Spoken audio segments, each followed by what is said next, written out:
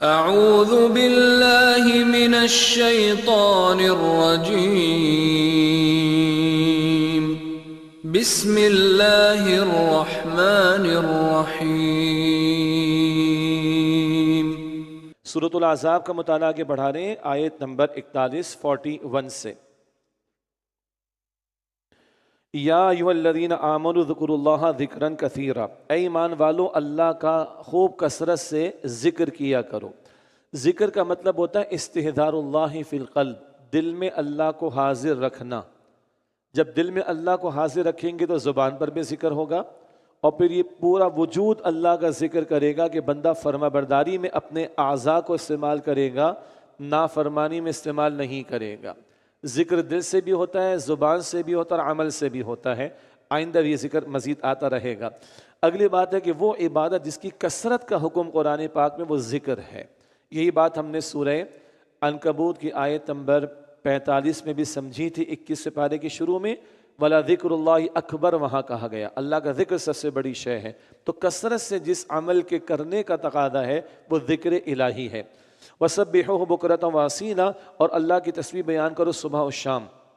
هُوَ الَّذِي يُصَلِّي عَلَيْكُمْ وَمَلَائِكَتُهُ لِيُخْرِجَكُم مِّنَ الظُّلُمَاتِ إِلَى النُّورِ، وہ اللہ جو تم پر رحمت نازل فرماتا ہے اور اس کے فرشتے بھی تم پر نزول رحمت کی دعا کرتے ہیں تاکہ وہ اللہ تمہیں اندھیروں سے روشنی کی طرف نکالے۔ وَكَانَ بِالْمُؤْمِنِينَ رَحِيمًا، اور وہ اللہ مؤمنوں پر نہایت رحم فرمانے والا ہے۔ صلاۃ کا لفظ کئی معنی میں قرآن پاک میں آتا ہے۔ یصلی، اللہ کے لیے صلاۃ کا لفظ ہے۔ کیا مطلب؟ صلاۃ کا ایک ترجمہ دعا بھی ہے، صلاۃ کا ایک ترجمہ رحمت بھی ہے، اور صلاۃ ہم اسے بھی کہتے ہیں اقیم الصلاۃ، یعنی نماز قائم کرنا۔ تو صلاۃ کا معنی رحمت کا بھی ہے۔ یہ لفظ اللہ کے لیے استعمال ہو تو اللہ کا رحمت بھیجنا، فرشتوں کے لیے استعمال ہو تو فرشتوں کا رحمت کے بھیجے جانے کی دعا کرنا، اور یہ درود و سلام کے معنی میں بھی، صلاۃ و سلام کے معنی میں بھی آگے ابھی آئے گا آیت نمبر 56 میں انشاءاللہ۔ فرمایا کہ هو الذی یصلی علیکم وملائکتہ، اور وہ اللہ جو تم پر رحمت فرماتا ہے اور اس کے فرشتے بھی تم پر نزول رحمت کی دعا کرتے ہیں، لیخرجکم من الظلمات الی النور، تاکہ وہ اللہ تمہیں اندھیروں سے روشنی کی طرف نکالے۔ یعنی اللہ کی رحمت ہم پر ہو تو اندھیروں سے روشنی کی طرف آئیں گے نا۔ تو اللہ کی رحمت کے حصول کا ذریعہ قرآن کریم بھی ہے۔ اللہ کے رحمت کے حصول کے لیے اللہ پر ایمان اور جہاد اور ہجرت کے تقاضے پورے کرنا بھی ہے، اور آگے بھی ذکر آئے گا کہ اللہ کی رحمت کے حصول کے لیے نبی علیہ السلام پر درود شریف پڑھنا بھی شامل ہے، ذکر آئے گا آگے انشاءاللہ۔ وَكَانَ بِالْمُؤْمِنِينَ رَحِيمًا، اور وہ اللہ ایمان والوں پر نہایت رحم فرمانے والا ہے۔ تحیتہم یوم یلقونہ سلام، جس دن وہ مومن لوگ اس اللہ سے ملاقات کریں گے تو ان کا استقبال سلام سے ہوگا۔ سبحان اللہ۔ وَأَعَدَّ لَهُمْ أَجْرًا كَرِيمًا، اور اللہ تعالیٰ نے ان کے لیے عزت والا اجر تیار کر رکھا ہے۔ یا ایھا النبی انا ارسلناک شاہدا ومبشرا ونذیرا، بے شک اے نبی علیہ السلام ہم نے آپ کو شاہد یعنی گواہی دینے والا، مبشر اور بشارت دینے والا، نذیر اور ڈرانے والا رسول بنا کر بھیجا۔ وداعیا الی اللہ باذنہ، اور اللہ تعالیٰ کی طرف اس کے حکم سے دعوت دینے والا بنا کر بھیجا۔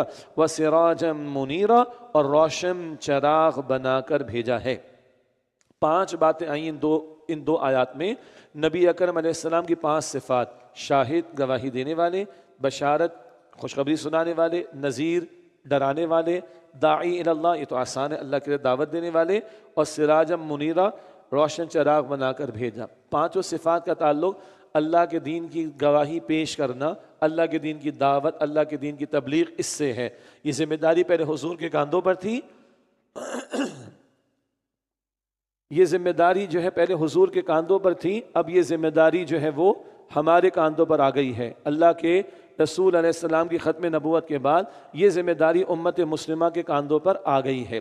اللہ تعالی ہمیں ادا کرنے کی توفیق عطا فرمائے۔ 5ویں بات آئی سراجا منیرا۔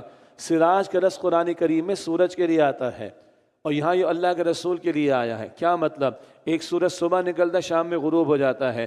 محمد الرسول اللہ کی تعلیمات کا سورج اب کبھی غروب نہیں ہوگا صلی اللہ علیہ وسلم۔ سورج جو صبح نکلتا ہے گرمی میں اس کی تپش پریشان کرتی ہے نا، لیکن محمد الرسول اللہ کے سورج سے جو روشنی مل رہی ہے وہ ہمیشہ راحت ہی راحت کا سامان ہوگی صلی اللہ علیہ وسلم۔ ایسے کئی نقطے اس ذیل میں مفسرین نے ذکر کیے۔ وبشر المؤمنین بأن لهم من وبشر المؤمنین بان لهم من اللہ فضلا کبیرا، اور اے نبی علیہ السلام ایمان والوں کو خوشخبری دے دیجئے کہ بے شک ان کے لیے اللہ تعالیٰ کی طرف سے بہت بڑا فضل ہے۔ وَلَا تُطِعِ الْكَافِرِينَ وَالْمُنَافِقِينَ وَدَعْ أَذَاهُمْ وَتَوَكَّلْ عَلَى اللَّهِ، اور آپ کافر و منافقین کی بات کو نہ مانیے اور ان کی ایذا رسانی کی پرواہ نہ کیجیے۔ وَتَوَكَّلْ عَلَى اللَّهِ، اور اللہ پر توکل کیجیے، اللہ ہی آپ کے لیے کافی۔ اور یہ خطاب حضور سے پھر امت کے لیے بھی ہے کہ اللہ کے دین کے لیے کھڑے ہوگے، اللہ تمہاری پشت پناہی فرمائے گا۔ وَكَفَى بِاللَّهِ وَكِيلًا، اور اللہ ہی بطور کارساز کافی ہے۔ یا ایھا الذین آمنوا اذا نکحتم المؤمنات، اے ایمان والو جب تم مومن عورتوں سے نکاح کرو، ثم طلقتموہن من قبل ان تمسوہن، پھر تم انہیں طلاق دے دو ہاتھ لگانے سے پہلے، یعنی رخصتی سے پہلے ہی طلاق دے دی، فما لکم علیہن من عدۃ تعتدونہا، تو ان پر تمہارے لیے کوئی عدت نہیں ہے جسے تم شمار کرو۔ ہاں فمتعوہن، لہذا تم انہیں کوئی خرچہ دے دو، وسرحوہن سراحا جمیلا، اور انہیں خوش اسلوبی کے ساتھ رخصت کرو۔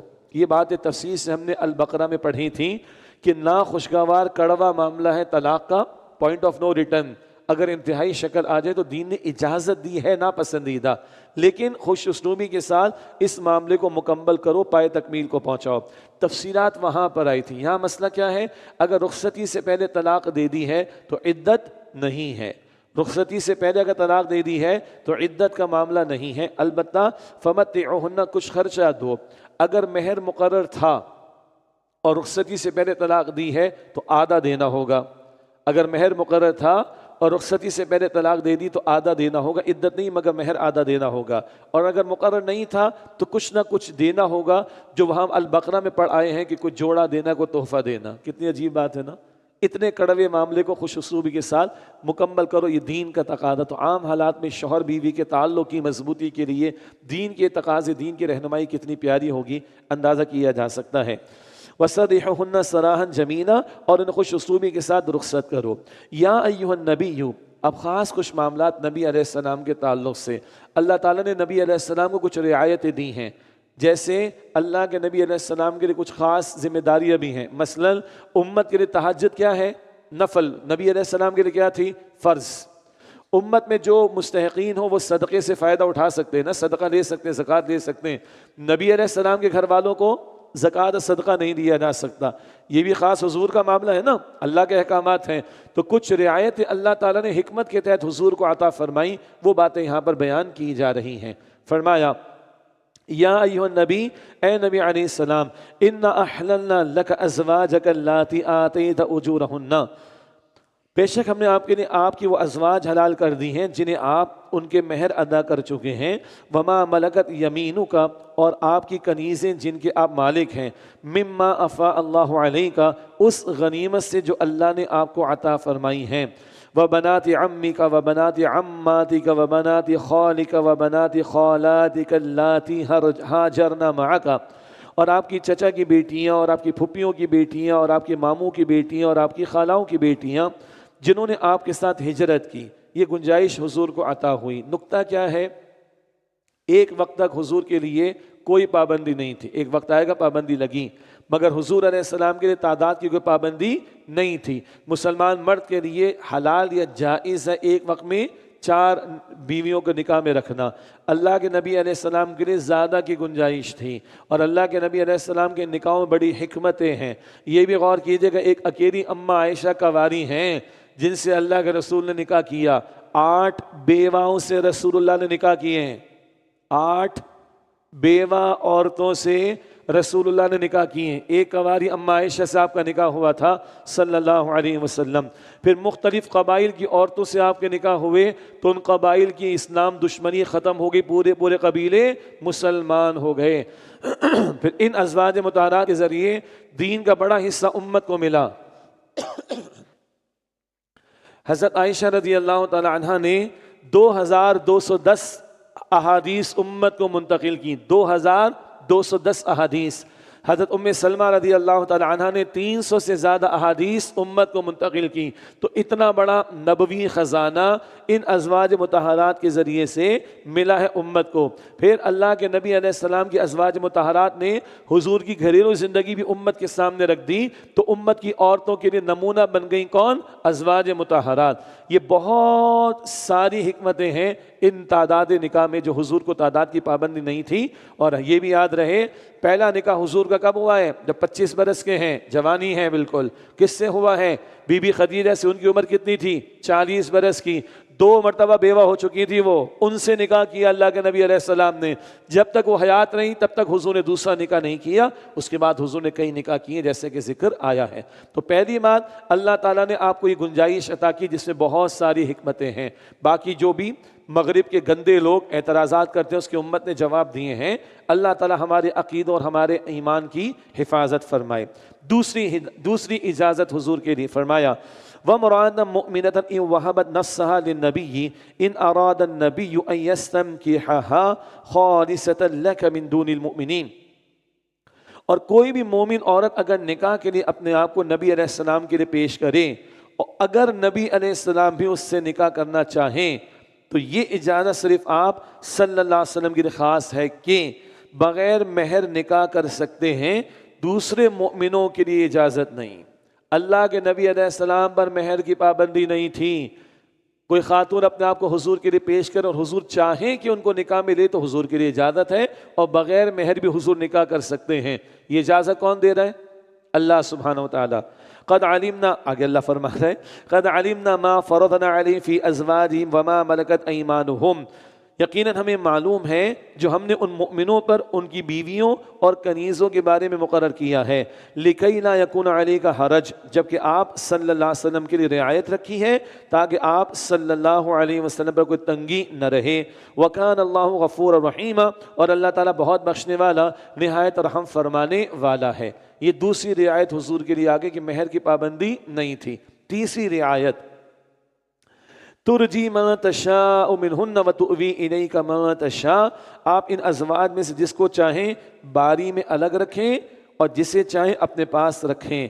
ومن ابتغیت ممن عزلت، اور جس سے آپ نے کچھ کنارے کر دیا ہو آپ کو اختیار ہے اگر آپ اسے پھر اپنے پاس بلانا چاہیں فلا جناح علیک، تو آپ پر کوئی مضائقہ نہیں. کیا مطلب؟ حضور پر مساوات لازم نہیں تھی.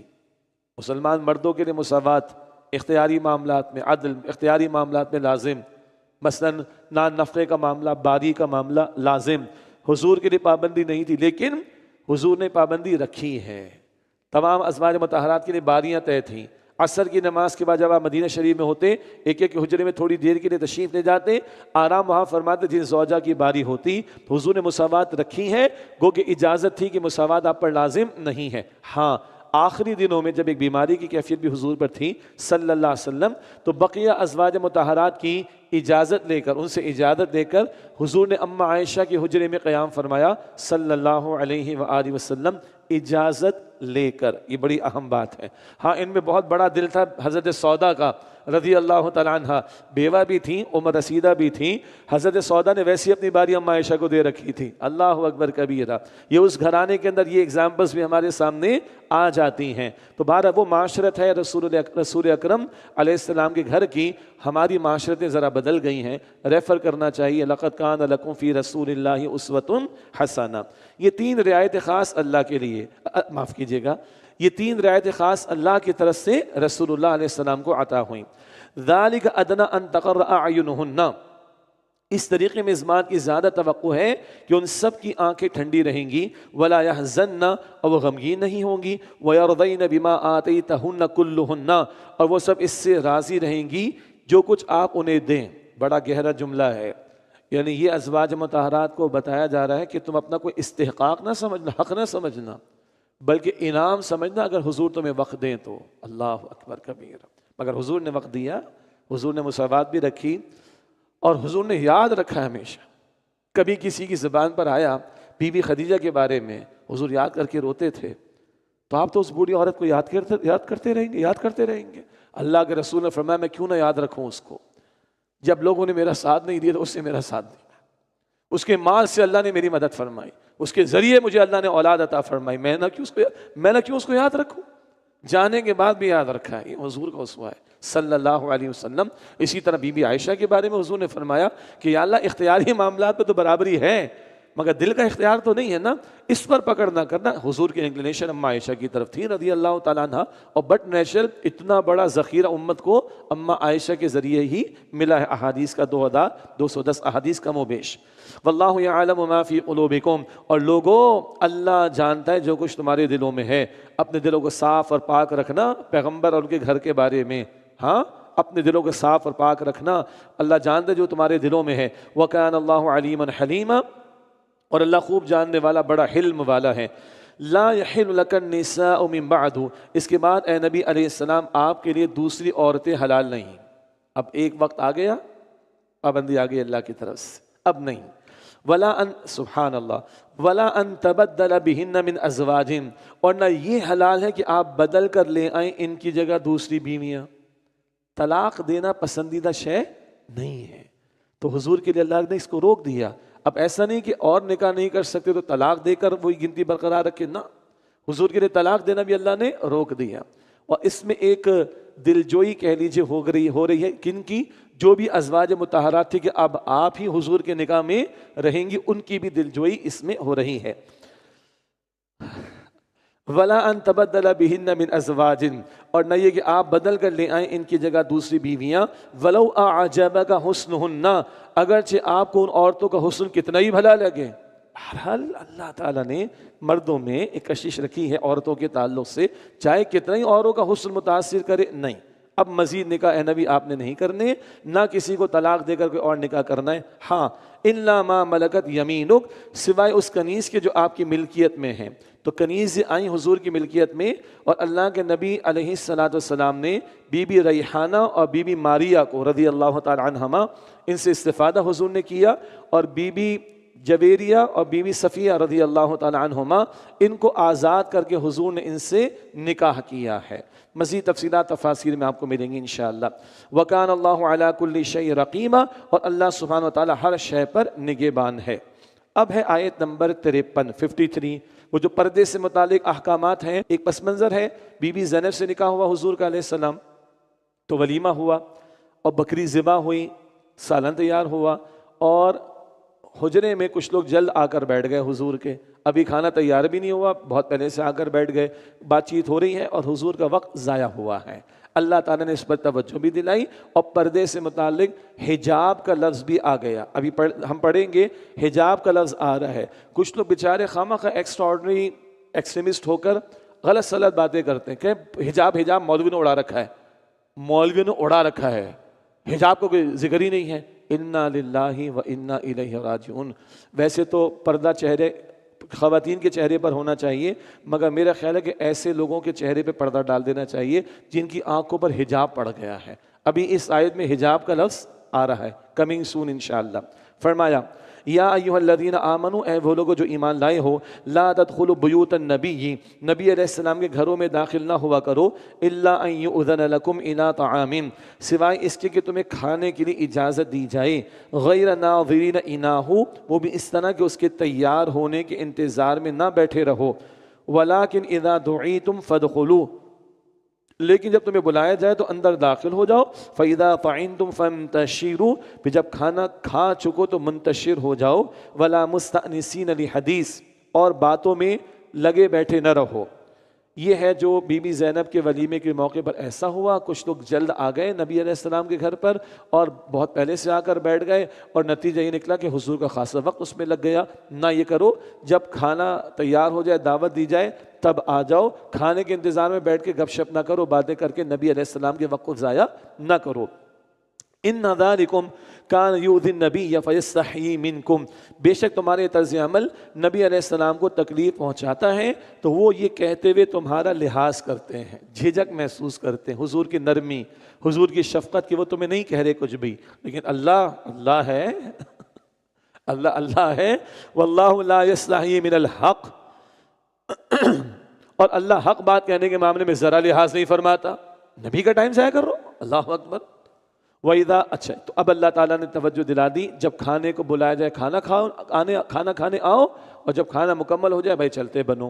یہ تو حضور کے گھر ہوا صلی اللہ علیہ وسلم، لیکن عام طور پر بھی لوگوں کی پرائیویسی، لوگوں کی مصروفیات کا خیال رکھنا چاہیے، خاص طور پر جو لوگ اہم ذمہ داریوں پر ہوں، امت کے اجتماعی معاملات، چاہے وہ دنیا کے امور بھی ہوں، دیگر اجتماعی معاملات یا دینی معاملات میں جو ذمہ داریوں پر ہیں ان کے اوقات کا تو بہت زیادہ خیال کرنا چاہیے۔ کیوں؟ جو اجتماعی ذمہ داری معاملات پر معین ہوں گے ان کے ساتھ کئی لوگوں کے معاملات اٹیچڈ ہوں گے، اب ان کا وقت ضائع ہوگا تو کتنے لوگوں کا نقصان ہوگا۔ تو یہ ہے جو دین ادب سکھاتا ہے، گھروں میں آنے کے اعتبار سے، کسی کے پاس جانے کے اعتبار سے، کسی گیدرنگ کے اعتبار سے، کسی دعوت کے اعتبار سے لوگوں کے وقت کو ضائع نہ کرو، ان کی مصروفیات کا، ذمہ داریوں کا بھی لحاظ رکھا کرو۔ آگے اب اللہ فرما رہا ہے وَإِذَا سَأَلْتُمُهُنَّ مَتَاعًا فَاسْأَلُوهُنَّ مِنْ وَرَاءِ حِجَابٍ۔ کیا لفظ آیا جی؟ حجاب۔ اور لوگ کہتے ہیں حجاب کا ذکر نہیں قرآن میں، اس لیے میں نے کہا تھا ویسے تو چہرے کا پردہ خاتون نے ڈھانپنا ہوتا ہے، لیکن ایسے لوگوں کے چہرے پہ پردہ ڈال دینا چاہیے جن کی آنکھوں پر حجاب پڑ گیا، کہ جن کو حجاب کا لفظ نظر نہیں آ رہا قرآن پاک میں۔ یہ بھی ایک فیشن ہے آج، نہ قرآن پڑھنا ہے، نہ حدیث پڑھنی، نہ دین کی بات دین والوں سے پوچھنی ہے، مگر اعتراض ضرور کرنا ہے، انگلی ضرور اٹھانی۔ عجیب لوگ ہیں۔ کبھی وہ دور تھا جب قرآن سمجھتے تھے، معتزلہ تھے، بڑے بڑے باطل فرقوں والے، قرآن سمجھتے تھے، عربی جانتے تھے، حدیث جانتے تھے، فقہ جانتے تھے، کلام جانتے تھے، منطق جانتے تھے، فلسفہ جانتے تھے، عربی کمال کی جانتے تھے، ان کو جواب دیے امت نے، ختم ہو گئے باطل فرقے۔ تو آج والے تو بیچارے ترجمہ بھی اب نہیں پڑھ رہے ہیں، سنی سنائی بات آتی ہے اور اڑا دیتے۔ ذوالقرنین کو کہاں گھما دیا کچھ لوگوں نے؟ عجیب بات ہے، ذوالقرنین کو اسپیس میں گھما دیا کچھ لوگوں نے۔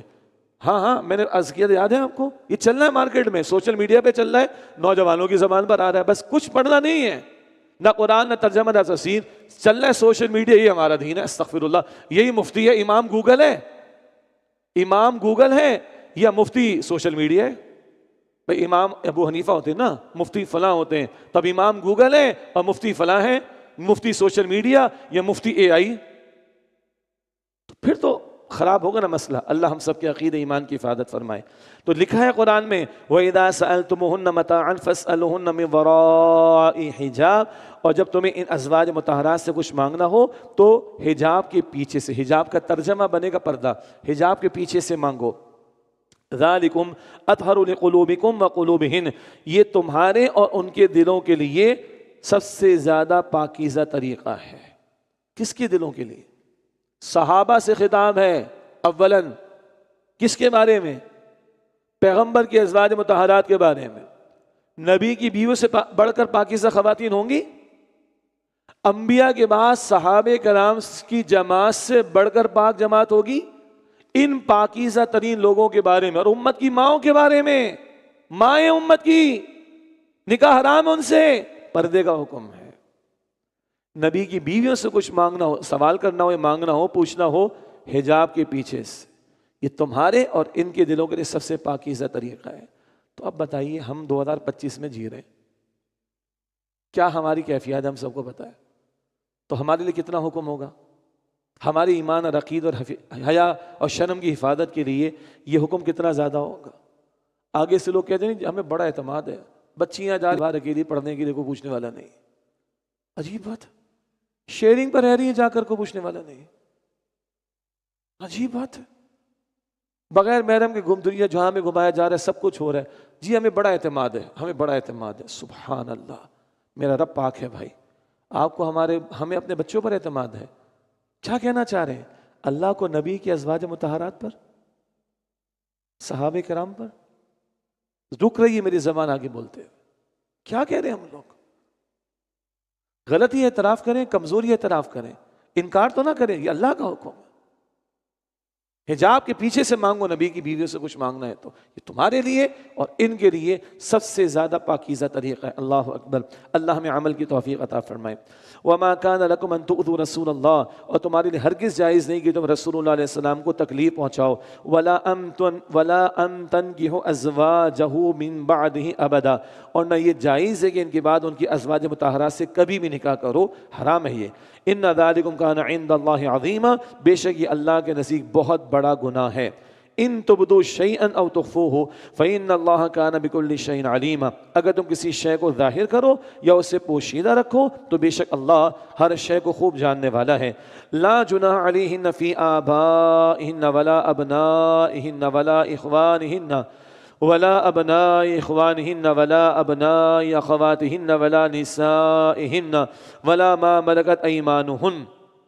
ان ازواج مطہرات پر پردہ نہ کرنے میں کوئی حرج نہیں، اپنے باپوں سے اور نہ اپنے بیٹوں سے اور نہ اپنے بھائیوں سے اور نہ اپنے بھتیجوں سے اور نہ اپنے بھانجوں سے اور نہ اپنی جیسی عورتوں سے، قریب کی عورتیں، اور نہ اپنی کنیزوں سے۔ واتقین اللہ، اور اے نبی کے ازواج اللہ کی نافرمانی سے ڈرتی رہو۔ ان اللہ کان علی کل شیء شہیدا، بے شک اللہ سبحانہ و تعالی ہر شے پر گواہ ہے۔